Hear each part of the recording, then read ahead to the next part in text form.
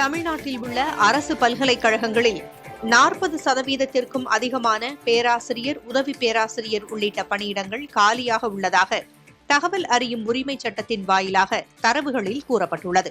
துணைவேந்தர்கள் நியமனத்தில் மத்திய அரசுடன் சட்ட மோதல் நடப்பதால் தமிழகத்தில் உள்ள 21 மாநில பல்கலைக்கழகங்களில் 12 கல்வி நிறுவனங்களில் அனுமதிக்கப்பட்ட பேராசிரியர், இணை பேராசிரியர், உதவி பேராசிரியர் பணியிடங்கள் நிரப்பப்படாமல் உள்ளன.